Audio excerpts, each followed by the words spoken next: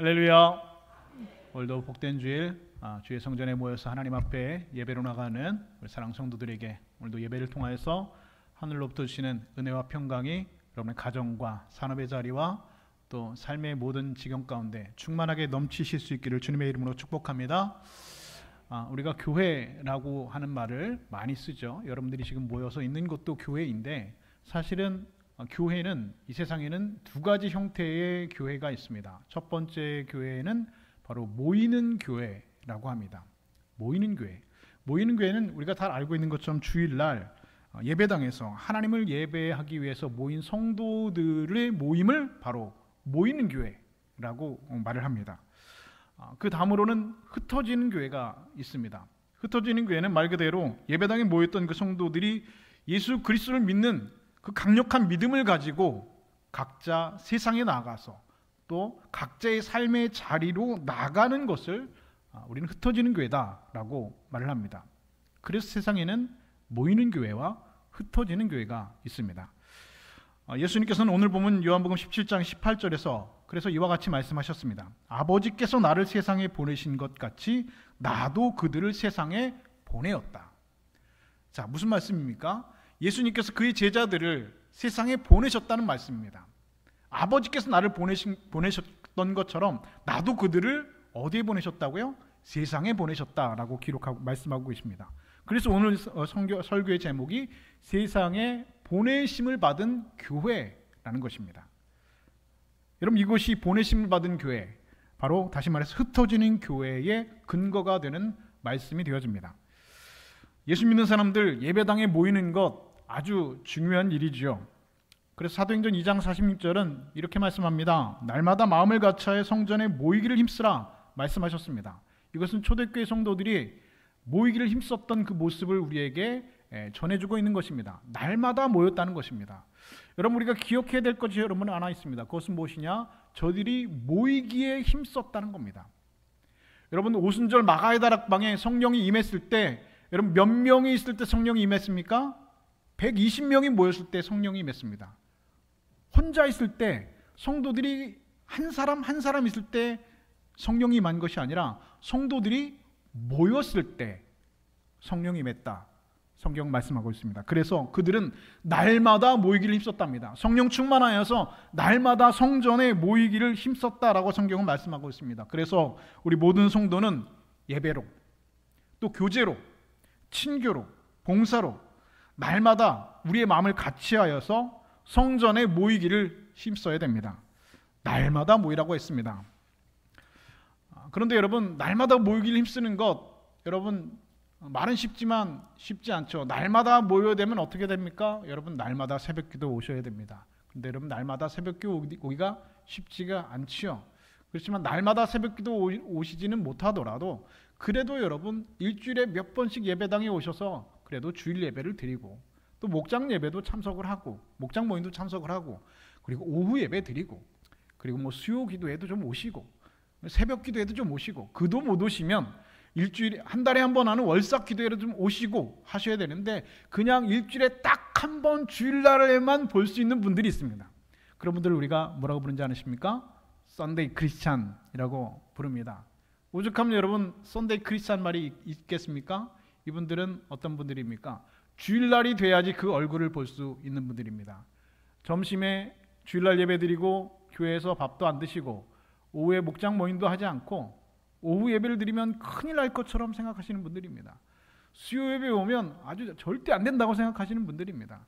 새벽 예배는 월상 예배는 절대 나가서는 안 되는 것처럼 생각하시는 분들이 여러분 그런 분들인지 모르겠습니다. 만약에 그분이 교회를 다닌 지 얼마 안 되는 초신자라고 하면 얼마든지 이해가 될 수 있겠지요. 그런데 예수를 믿은 지 몇 년이 지나서 교회 직분도 받고 교회에서 여러 가지 일을 하는 그런 직분자라고 한다면 일주일에 한 번 주일 예배 한 번 딱 드리는 것으로 그의 믿음을 세상에서 지키는 것은 여러분 거의 불가능에 가깝습니다.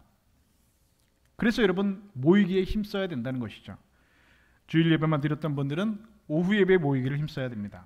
수요 예배에도 나오기를 힘써야 합니다. 새벽 기도에도 나오기를 힘써야 됩니다. 월삭 기도에도 나오기를 힘써야 됩니다. 특별히 교회 항존직들, 그리고 각 목장에 있는 목자들과 부목자들은 성도들에게 이런 예배의 본, 기도의 본, 그런 신앙생활의 본을 보여야 됩니다. 항존직들, 우리 장로님들, 권사님들이 성도들에게 권면하고 이야기하면서 아니 기도 열심히 하셔야죠, 예배 잘 드리셔야죠, 신앙생활 잘 하셔야죠 라고 얘기하는데 그분이 예배의 본이 되지 못하면 여러분 뭐라고 얘기하겠습니까? 대답은 하지 않지만 속으로 너나 잘하세요 라고 여러분 말하지 않겠습니까? 목사가 여러분에게 설교하면서 여러분 사랑하셔야 됩니다, 용서하셔야 됩니다 라고 말하는데 여러분들이 볼 때 황 목사가 사랑도 없고 용서는 둘째치고 마음속에 꽁해가지고 그런 모습들을 여러분 본다고 한다면 여러분 사랑하십시오, 용서하십시오. 제가 백날 여기 강단에서 여러분 설교할 때 여러분이 대답은 안 하시겠지만 속으로 뭐라고 여러분 하시겠습니까? 목사님이나 잘하십시오 그렇게 얘기하지 않겠습니까? 마찬가지입니다. 교회 항존직들, 장로님들, 권사님들, 그리고 안수 집사님들, 그리고 각 목장의 목자들, 부목자들은 여러분 그래서 예배의 본을 보여야 됩니다. 성도들에게 예배의 본, 신앙의 본, 기도의 본을 여러분 반드시 보여야 됩니다. 일주일에 몇 번씩은 그래도 새벽 예배도 나오고 수요일 기도회도 나와서 기도도 하고 월상 예배도 나와서 기도하도 하고 그런 모습이 보여야지 여러분 리더십이 생기는 것이지, 그렇지 않고는 여러분 영적인 리더십이 여러분 생기지 않습니다. 또한 뿐만 아니라 모든 성도들은 교회에서 행해지는 모든 예배와 봉사의 자리에 규칙적으로 교회에서 모이는 것을 무시하거나 피해서는 안 됩니다. 히브리서 10장 25절은 이렇게 말씀합니다. 공동 번역으로 제가 읽어드리겠습니다. 어떤 사람들처럼 모이는 일을 폐지하지 말고 서로 격려해서 자주 모입시다. 더구나 그날이 가까이 오는 것을 아는 이상 더욱 열심히 모이도록 합시다. 무슨 말씀입니까? 모이기를 폐하는 사람들이 있었다는 겁니다. 모이기를 힘쓰는 사람들이 있는 반면 모이기를 폐하는 사람들이 있었다는 겁니다. 뭘 자꾸 모이냐, 뭘 자꾸 모이냐, 뭘 자꾸 모여서 뭘 하려고 하냐, 모이기를 폐하려는 사람들이 있었다는 겁니다. 왜 모이기를 폐했을까요? 왜 그들이 어떤 사람들은 성전에 모이기를 힘써서 날마다 기도하고 예배 드렸는데 왜 어떤 사람들은 모이기를 폐하려고 했을까요? 이유가 있습니다. 오늘날에도 그렇지만 그 초대교회도 교회는 문제가 있었습니다. 항상 사람들이 모인 곳에는 어디에나 문제가 있기 마련입니다.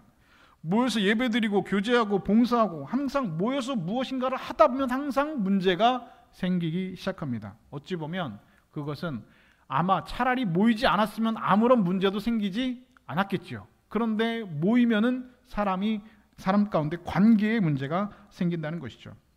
초대교회 교인들도 많은 문제들이 있었습니다. 그런데 그런 문제들 때문에 모이기를 폐하자는 사람들이 있었습니다. 모이면 자꾸 문제가 생기니까, 모이면 자꾸 분쟁이 나고 사람들이 말이 나고 상처받고 어려운 일이 생기고 교회에 분쟁이 생기고 문제가 생기니까 모이기를 폐하자는 겁니다. 그러나 그런 사람들처럼 모이기를 폐지하지 말고 서로 격려해서 더 자주 모입시다 라고 여러분 히브리서는 말하고 있었습니다. 초대교회도 그 교회 교인들 간에 서로 생각이 다르고 또 의견이 다르고 또 이런저런 문제로 논쟁이 있었고 나아가서 그 초대교회 안에 분쟁이 있었던 것 우리는 여러분 서신서를 통해서 얼마든지 보고 있습니다. 가장 대표적인 교회가 어디입니까? 고린도 교회입니다. 고린도 교회는 여러분 초대교회 중에 가장 문제가 많은 교회였습니다. 교인들이 모이기만 하면 문제가 생겼습니다. 여러 가지 문제로 서로 분열하고 분쟁하고 다투고 문제가 생겼습니다. 그런데 그런 문제 모이지 않았으면, 아예 안 모였으면 문제가 생기지 않았겠지요. 세상에 수많은 교회들이 있지만 문제가 없는 교회는 없습니다. 우리가 초대교회로 돌아가자라고 이야기하고 있지만 우리가 성경의 신앙의 모토로 삼고 있는, 신앙의 롤모델로 삼고 있는 초대교회 안에서도 이런 문제들은 사람들 사이 가운데 모였을 때 이런 문제들은 초대교회 안에서도 있었다는 겁니다. 세상이 그래서 완벽한 교회는 없다는 것이죠. 문제가 없는 교회는 없다는 것입니다. 우리 통영중림교회, 우리 교회가 속해 있는 대한예수교 장로교회는 개혁주의 전통을 따르고 있는 교회입니다. 이런 교회를 개혁교회라고 말을 하고 영어로는 리폼드 처치라고 말을 합니다. 1592년 마틴 루터가 비덴베르크 성당에 95개조 반박문을 붙이면서 종교개혁이 불타오르기 시작했습니다. 그리고 로마 카톨릭의 그런 신앙적인 문제를 해결하기 위해서 여러분 종교개혁이 일어나서 개혁된 교회, 리폼드된 교회를 개혁교회라고 말을 합니다. 그런데 여러분 사실 이 말은 정확하게 말하면 여러분 틀린 표현입니다. 왜냐하면 이 세상에 개혁이 완료된 교회는 없기 때문에 그렇습니다. 리폼드 무슨 뜻입니까? 과거 완료형이죠. 개혁이 완료됐다는 겁니다. 모든 것들이 완료되어서 모든 문제가 개혁이 완료된 교회 리폼드 처치가 맞느냐? 아닙니다. 정확한 표현은 무엇입니까? 리포밍 처치. 지금도 개혁 중인 교회, 날마다 변화되는 교회, 개혁이 완료된 교회가 아니라 지금도 개혁이 필요한 교회, 개혁해 나가고 있는 그런 교회가 여러분 개혁교회가 여러분 되어야 되지 않겠습니까? 오늘 우리 교회가 그런 교회가 되어야 됩니다. 리폼드 처치가 아닙니다. 리포밍 처치. 날마다 변화되어지고 날마다 우리 안에 개혁이 일어나는 교회, 날마다 예수 그리스도로 옷 입는 교회, 날마다 예수 그리스도로 말미암아 말씀으로 죽고 날마다 예수 그리스도로 새 옷을 입는 교회, 그렇게 개혁 중인 교회가 바로 오늘 개혁교회의 전통이 되어져야 할 것입니다. 그래서 여러분 세상에 완벽한 교회 없습니다. 어느 교회나 문제가 다 있습니다. 개혁해야 될 일들이 어느 교회나 여러분 존재하기 마련입니다. 초대교회 모범이었던 초대교회도 문제가 있었고 역사상 지금까지 수많은 교회들 중에 문제가 없는 완벽한 교회는 존재하지 않았습니다. 그런데 앞에서도 말씀드린 것처럼 대부분의 이런 교회의 문제는 어디에서 발생하느냐? 모임에서 발생합니다. 모였을 때 이 문제가 교회 안에서 발생하는 것이죠. 모여서 예배하고 모여서 봉사하고 모여서 교제하다 보면 문제가 생깁니다. 이유가 뭡니까? 내 생각이 달라. 사람이 다 생각이 다르죠. 서로 생각이 다르고 의견이 다르고 입장이 다르기 때문에 그게 안에서 모여서 뭔가를 하다 보면 의견이 충돌이 됩니다. 그리고 그 안에서 관계의 문제가 생기기 시작한다는 것이죠. 그러면 이 문제를 해결하려면, 모였을 때의 문제를 해결하려면 어떻게 하면 되겠습니까? 어떻게 하면 될까요? 묻는 겁니다. 모여서 문제가 되면 여러분 어떻게 해야 돼요? 안 모이면 되죠. 안 모이면 됩니다. 가장 정확한 방법이죠. 그래도 여러분 안 모일 수는 없으니까 주일 예배 딱 한 번, 이 주일 예배 딱 한 번 드리고 축도 딱 끝나고 여러분 밥도 안 드시고, 왜냐면 밥 먹다 또 싸울 수 있으니까 밥도 안 드시고 인사도 안 하고, 괜히 인사하다가 또 뭐 왜 쳐다보는 눈빛이 그러냐 오해 살 수 있으니까 그런 거 아무것도 안 하고 여러분 옆에 사람 쳐다보지도 않고 축도 딱 끝나고 다 집에 가서 그냥 전국 노래자랑 보고 쉬다가 새벽 예배도 없고 수요기도도 없고 목장 모임도 없고 밥도 안 먹고 인사도 안 하고 아무것도 안 하고 다음 주일날 예배당 딱 와서 예배만 딱 드리면 우리 교회에 아무런 문제가 없겠죠. 세상에 그렇게 예배 드리면 문제 있는 교회는 세상에 없을 겁니다. 안 모이면 그 문제는 해결이 됩니다. 그런데 성경은 우리에게 뭐라고 말씀하셨습니까? 성전에 모이기를 힘써라. 예수님께서 몰라서 그렇게 말씀하셨을까요? 성경이 여러분 몰라서 그렇게 말씀하셨을까요? 다 압니다. 인간의 속성을 다 알고 있습니다. 모이면 문제가 생기는 것 다 알고 있습니다. 그런데 성경은 성전에 모이기를 힘쓰라 말씀하고 있습니다. 왜 그렇습니까? 모이는 것이 여러분 오늘 교회의 본질이기 때문에 그렇습니다. 교회라는 뜻은 여러분 무슨 뜻입니까? 교회는 여러분 건물을 말하는 것이 아닙니다. 교회는 여러분 어떤 공간을 말하는 것이 아닙니다. 건물은 여러분 예배당이라는 표현이 정확하겠죠. 교회는 무엇입니까? 성도들의 모임을 여러분 교회라고 하는 겁니다. 우리 각자가 하나님의 교회입니다. 세상에서 교회로, 구원의 자리로 하나님께서 불러내신 그 사람들의 모임이 바로 교회입니다. 그러니까 교회라고 하는 말 자체에는, 에클레시아라고 하는 말 자체에는 어떤 의미가 있는 것입니까? 바로 성도들의 모임이 바로 교회라고 하는 의미가 그 안에 담겨져 있는 것입니다. 다시 말해서 교회의 본질은 무엇이냐? 모이는 겁니다. 모여서 문제가 생기는데, 모이면 오해가 생기고 문제가 생기고 갈등이 생기는데, 그래도 성경은 모이라고 하셨습니다. 왜냐하면 교회의 힘은 언제나 모였을 때 일어났기 때문입니다. 아까도 말씀드렸죠. 오순절 마가의 다락방에 성령이 임할 때 120명이 모였을 때 그곳에 성령이 임했습니다. 교회는 함께 모여서 함께 기도하고 함께 예배하고 함께 봉사하면서 그 교회 안에 영적인 시너지가 일어나는 겁니다. 혼자 기도할 수 있죠. 혼자 예배할 수도 있습니다. 혼자 여러분 내가 봉사할 수도 있습니다. 그런데 성경은 어떻게 하라고요? 모여서 함께 해라. 이유가 있겠죠. 왜 모이라고 했을까? 모이면 문제가 생기고 모이면 서로 싸우고 의견이 충돌이 되고 서로 문제가 생기는 건 다 아실 텐데 왜 모이라고 했을까? 계속 말씀드립니다. 계속 말씀드립니다. 어떤 분이 그런 분이 계셨습니다. 이전에도 말씀드린 적이 있지만 예전에 사역했던 교회에서 어떤 교회 집사님이 교회 안 나오셔서 전화를 드렸습니다. 이 집사님이 교회 안 나오세요? 그랬더니 목사님, 저는 이제 교회 안 가려고 합니다. 왜요 집사님? 교회 왜 안 나오시려고요? 교회 가니까 자꾸 이상한 사람들이 있고 막 이상한 얘기하는 사람도 있고 자꾸 상처받고 막 시험 들고 하는 거예요. 차라리 그냥 저는 교회 안 나가고 혼자 주일날 산에 간대요. 산꼭대기에 가서 성경 책 펴놓고 하나님 내가 주님을 사랑합니다. 할렐루야 아멘 하고 혼자 예배 주일 예배 드리고 온답니다. 혼자 신앙생활 하겠답니다. 여러분 그분이 잘 모르는 게 하나 있는 것 같아요. 여러분 예배는 그렇게 혼자 드리는 게 아닙니다. 예배는 신앙생활은 교회는 모였을 때 영적인 시너지가 일어납니다. 혼자 기도할 수 있죠. 그런데 성경은 모여서 기도하랍니다. 혼자 봉사할 수 있죠. 그런데 성경은 모이기를 힘쓰답니다. 날마다 모이기를 힘쓰라 우리에게 분명하게 말씀하고 있습니다. 그래서 교회에 모이는 일을 중요하게 생각하지 여기지 않거나 열심을 다해서 모이지 않는 성도는 여러분 건강한 신앙인으로 성장하기 어렵습니다.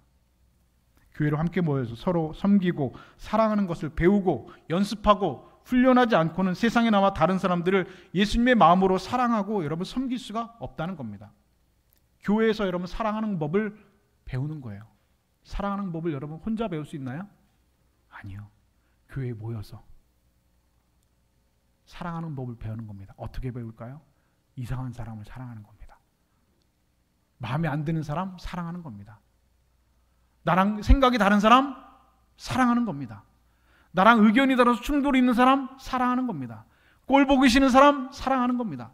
마음에 안 드는 사람 사랑하는 겁니다. 나에게 상처를 주는 사람 사랑하는 겁니다. 원수 같은 사람 사랑하는 겁니다. 그거 훈련하는 데가 여러분 어디예요? 교회입니다. 여러분 그 훈련하시는 데가 여러분 교회예요. 그 훈련은 혼자 할 수 없습니다. 몇 번 말씀드렸죠? 정말 꼴 보기 싫은 사람 그 사람을 사랑하는 겁니다. 그 꼴을 보면서 누구 꼴을 보는 거예요? 내 꼴을 보셔야 돼요. 내 꼴을. 그거 훈련하시는 겁니다. 그거 훈련하고 연습하는 데입니다. 근데 그거를 교회에서 훈련하고 연습하지 않으면 예수님 말씀처럼 여러분 세상에 나가서 다른 사람 사랑할 수 있습니까? 아니 내 교회 교인도 사랑 못하는데 어떻게 여러분 교회 바깥에 있는 세상 사람들 여러분 사랑할 수 있겠습니까? 불가능한 일입니다. 그거 훈련하고 그거 연습하고 그거 배우는 데가 여러분 신앙생활하는 거고 여러분 교회 생활하고 그게 여러분 교회 다니는 겁니다. 하지만 분명한 사실은 또 한 가지가 있습니다. 그렇게 해서 교회가 좋다고 해서 교회 안에서만 모이는 것을 좋아해서는 또 안 된다는 겁니다. 모이기를 힘쓰라 해서 교회에서 모이는데 교회에 모이니까 너무 좋은 게 많아요. 서로 사랑하고 섬기고 위로해주고 함께 은혜의 말씀 듣고 목장 예배 드리니까 참 좋은 사람들 서로 주 안에서 영적인 교제를 나누고 기도의 제목을 나누고 너무 좋아요. 그러니까 모이는 게 좋으니까 모이는 데만 모이기만 열심히 한다는 거죠.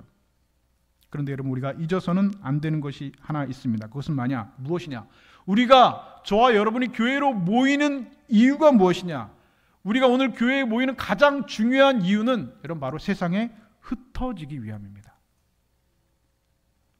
우리가 교회에서 모이는 이유, 가장 중요한 이유는 세상에서 잘 흩어져서 세상 가운데서 그리스도의 삶을, 예수 그리스도의 소금과 빛의 삶을, 예수 그리스도의 자녀의 삶을 세상 가운데 살아가기 위하여서 여러분 교회에 모이는 겁니다.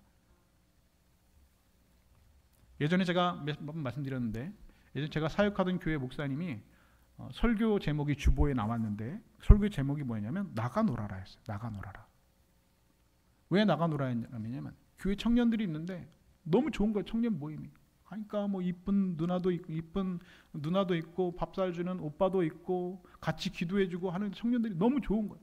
그래서 주일날에도 모이고 평일날에도 같이 모여서 같이 커피 마시고 같이 얘기하고 교제를 나눈다는 겁니다. 근데 그게 문제라는 거예요. 모이는 건 좋아요. 그런데 세상으로 흩어지진 않는다는 것이죠. 함께 모여서 만나는 사람들이 다 어떤 사람들이냐? 교회 사람들, 교회 청년들, 교회 오빠, 교회 동생, 교인.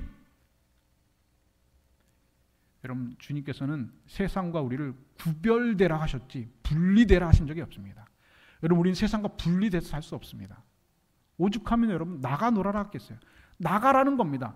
모이는 것도 중요하지만 모이는 것보다 더 중요한 것은 여러분 세상에 잘 흩어지는 겁니다. 세상 속에서 그리스도인의 삶을 살아내는 것, 그렇게 흩어져서 사는 것이 여러분 교회라고 하는 사실이죠. 마태복음 28장 19절에서 그래서 우리 주님께서는 이렇게 말씀하십니다. 너희는 가서 모든 민족으로 제자를 삼아 아버지와 아들과 성령의 이름으로 세례를 주고 내가 너에게 분부한 모든 것을 가르쳐 지키게 하라. 볼지어다 내가 세상 끝날까지 너희와 항상 함께 있으리라. 할렐루야.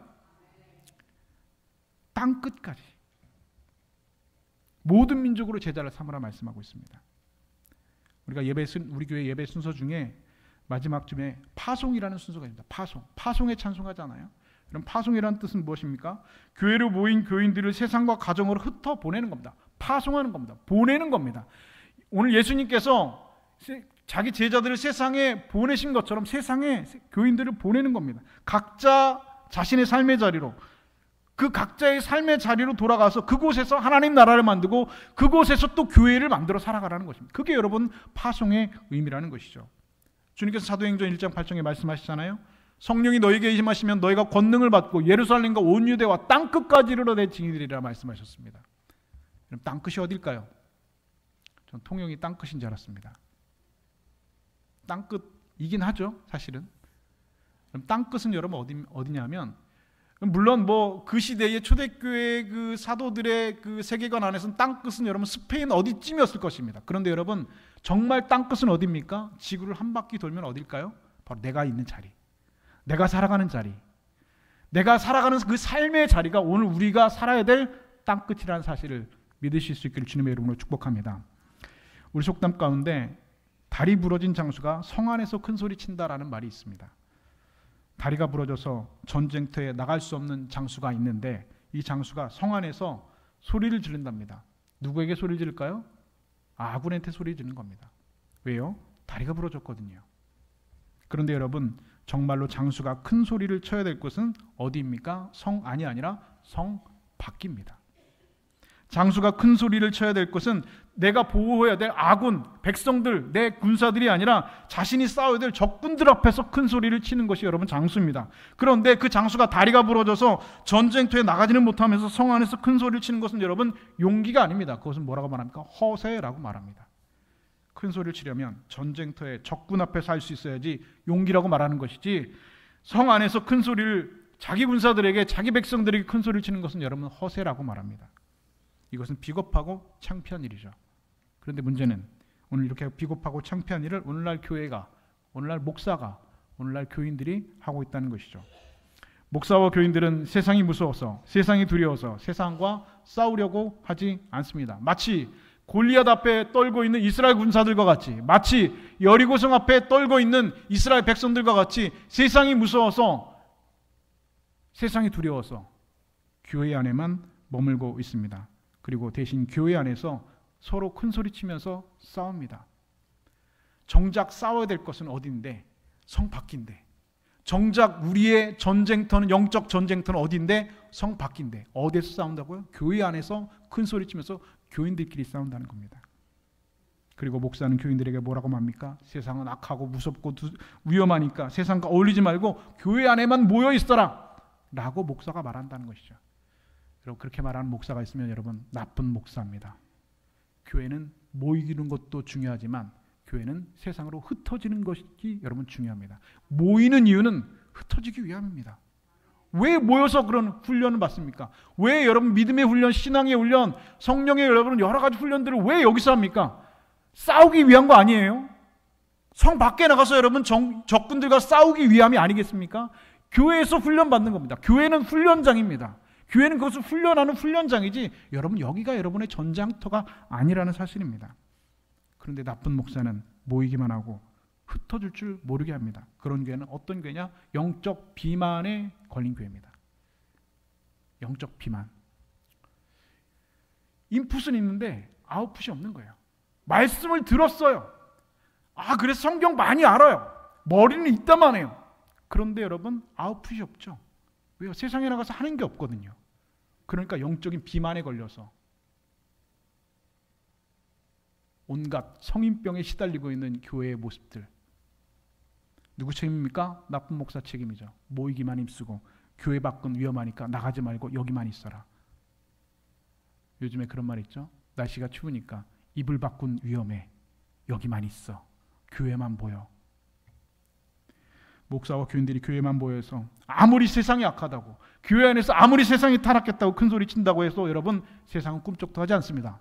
아무것도 여러분 세상은 변하지 않습니다. 세상을 바꾸고 세상을 구원하기를 원한다면 하나님의 말씀을 가지고 예수님의 마음을 가지고 여러분 세상으로 여러분 나가야 됩니다. 그래서 여러분 하나님을 믿는 것은 여러분 교회에서 믿는 것이 아니라 여러분 세상에서 여러분 믿는 것입니다. 세상에서 여러분 세상을 변화시키는 수 있는 그런 능력이 오늘 우리 가운데 있어야 된다는 것이죠. 저희 큰아이가 다니는 한동대학교에 가보니까 그 모토가 있더라고요. 모토를 영어로 크게 써놔요. 뭐라고 써놨냐? Why not change the world? 왜 우리가 세상을 변화시킬 수 없어? 왜 세상을 변화시킬 수 없을까? Why not change the world? 여러분 우리의 사명은 무엇입니까? 나가서 여러분 세상을 변화시키는 것입니다. 교회에서 훈련받아가지고 세상을 여러분 그리스도의 세상으로 하나님 나라로 변해가고 그곳에 함께 모여서 교회로 만들어가는 것이 오늘 우리의 사명입니다. 결국 오늘 저와 여러분이 나가서 싸워야 될 전쟁터는, 우리 신앙의 전쟁터는 여러분 교회가 아니라 세상이라는 사실을 믿으실 수 있기를 주님의 이름으로 축복합니다. 교회에서는 다 거룩하고 경건합니다. 교회에서는 누구라도 하나님 믿는 것, 열심히 믿는 것 같습니다. 교회에서는 다 천사 같은 모습을 하고 다닙니다. 그런데 저는 그래서 여러분들의 교회에서의 모습을 저는 절대로 믿지 않습니다. 왜냐하면 저의 모습도 여러분, 교회에서의 모습도 여러분 믿으시면 안 됩니다. 제가 교회에서 이렇게 목사 가운 입고 있지만 제가 집에서도 이런 모습일까요? 아니죠. 집에서 늘어난 안 입고 있고 여러분 잠옷 바지 입고 있으면 집에서는 여러분 제가 그렇지 않습니다. 여러분들도 여러분 교회에서의 모습은 거룩하고 은혜롭고 아름답고 감사합니다, 사랑합니다, 축복합니다 그러지만 여러분 교회 바깥에서 여러분의 모습을 제가 교회에서의 모습이라고 상상할까요? 저는 믿지 않습니다. 왜냐하면 얼마든지 교회 안에서 연기할 수 있기 때문입니다. 얼마든지 여러분 척할 수 있기 때문입니다. 연기하고 그리스도인인 척, 거룩한 척, 믿음이 있는 척 얼마든지 연기할 수 있습니다. 제가 그걸 어떻게 할까요? 해봤으니까 아는 거예요. 제가 목사인 척, 거룩한 척 얼마든지 연기할 수 있습니다. 그러나 진정한 믿음은 세상에서 하나님의 뜻을 이루어가는 겁니다. 교회에서 하나님의 뜻을 이루어가는 것보다 세상에서 하나님의 뜻을 이루면서 사는 것, 이것이 하나님 제대로 믿는 것이고 이것이 여러분 진정한 믿음이라는 사실입니다. 여러분 하나님은 그래서 세상에서 믿는 겁니다. 교회 바깥에서 여러분 우리의 믿음 생활, 신앙생활이 시작되는 겁니다. 물론 교회에서도 믿음이 필요하지요. 하지만 교회는 믿음을 연습하고 훈련하는 훈련장이고 연습장이지 전쟁터가 아니라는 것입니다. 오늘 여러분의 전쟁터는 바로 세상입니다. 얼마나 내 안에 일어나는 불의와 거짓과 싸우고 있는가, 공중권세 잡은 이 악한 세력과 얼마나 세상 밖에서 죄와 피 흘리도록 싸우고 있는가, 그것이 중요한 것이지 여러분 얼마나 우리의 삶의 전쟁터가 어디인가를 여러분 분명하게 아셔야 됩니다. 진짜 믿음이 필요한 것은 그래서 교회가 아니라 세상입니다. 훈련장이 아닌 전쟁터에서 진짜 장수가 누구인지 드러나는 것처럼 교회가 아니라 세상에서의 성도의 삶이 진짜 믿음의 사람인지 아닌지를 분명하게 드러내는 것입니다. 사람들은 큰 교회가 세상을 변화시킨다 말합니다. 그러나 그렇지 않죠. 교인이 많이 모이는 교회, 헌금이 많이 모이는 교회, 여러분 좋은 교회라고 여러분 생각하십니까? 저는 거기에 동의하지 않습니다. 여러분 세상은 큰 교회가 변화시키는 것이 아니라 살아있는 교회가 변화시키는 줄로 믿으실 수 있기를 주의 이름으로 축복합니다. 만들어진 조화는 아무리 그 조화가 아름답고 멋있어 보인다고 할지라도 보기에 좋아 보일지 몰라도 그 조화에는 생명이 없습니다. 향기가 나지 않습니다. 그러나 살아있는 생화는 한 송이만 있어도 향기를 내고 그리고 나비와 벌을 부르고 그리고 온 세상 가운데 마침내 유익한 열매를 맺어간다는 것입니다. 문제는 무엇이냐? 크냐 작으냐의 문제가 아닙니다. 내 믿음이 조화이냐 생화이냐, 내 믿음이 살아있느냐 죽었느냐, 내 믿음이 교회에서만 있는 믿음이냐 아니면 밖에서도 작동되는 믿음이냐, 내 믿음이 교회에서만 믿음 있는 척하는 믿음이냐 아니면 밖에서도 그 믿음이 살아 움직이는 그런 믿음이냐. 이게 여러분 우리 신앙생활의 문제가 되어준다는 것이죠. 나는 정말 예수 그리스도를 통해서 변화된 인생을 살고 있느냐, 아니면 변화된 척만 하면서 살아가고 있느냐. 그리스도인인 척하는 것으로는 여러분 세상을 바꿀 수 없습니다. 예수 그리스도의 증인이 되지도 못합니다. 그리고 그리스도인 척하면서 여러분 사시면서는 여러분의 삶 가운데 하나님 나라를 경험할 수 없을 것입니다. 하나님께서 주는 평강을 누리지 못할 것입니다. 하나님께서 주는 기쁨을 누리지 못할 것입니다. 그런 분들은 어떻게 여러분 세상을 살아가고 있습니까? 이미 하나님께 심판을 이 땅에서 받고 살아가죠. 매일 원망하면서, 매일 불평하면서, 매일 저주하면서, 매일 비난하면서 이미 그가 그 얼굴에 하나님으로부터 여러분 심판과 벌을 받고 살아간다고 있다고 저는 생각합니다. 그런 면에서 복음은 우리에게 한 가지 결단을 우리에게 요구하고 있습니다. 그것은 무엇입니까? 하나 되는 거예요. 하나 되는 것. 오늘 본문 21절 말씀 이렇게 말씀합니다. 아버지여, 아버지가 내 안에 내가 아버지 안에 있는 것 같이 그들도 다 하나가 되어 우리 안에 있게 하사 세상에서 아버지께서 나를 보내신 것을 믿게 없소서. 아버지 안에서 우리가 하나가 되어 말씀하고 있습니다. 앞에서 말씀드린 그 교회에 모인 사람들은 다 생각이 다르고 입장이 다르고 의견이 다르기 때문에 여러분 하나가 되는 것 쉽지 않습니다. 충돌이 일어납니다. 그러나 우리가 하나가 될 수 있는 단 한 가지의 근거가 있습니다. 그것은 무엇입니까? 바로 예수 그리스도의 말씀이라는 사실입니다. 말씀이 육신이 되어서 우리 가운데 오신 그 말씀, 그 예수 그리스도, 그 하나님의 말씀 성경, 이것이 오늘 우리가 하나가 될 수 있는 유일한 근거가 된다는 것이죠. 우리 통영주님교회가 오직 하나님의 말씀 위에서 하나가 되실 수 있기를 주님의 이름으로 축복합니다.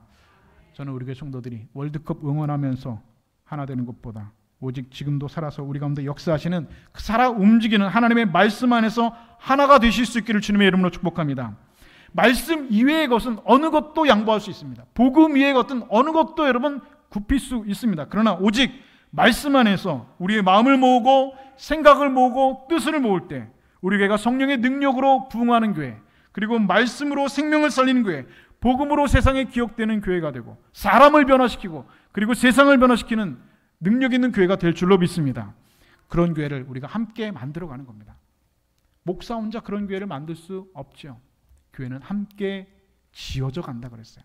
함께 건축되어 가는 겁니다. 함께 하나하나 벽돌을 쌓아가는 겁니다. 믿음의 벽돌, 말씀의 벽돌, 기도의 벽돌, 성령의 9가지의 벽돌을 하나하나 함께 교회로 우리는 함께 지어져 가는 겁니다. 목사 혼자 여러분 그 교회를 만들어가는 것이 아닙니다. 그런 교회를 여러분 함께 만들어 가십시다.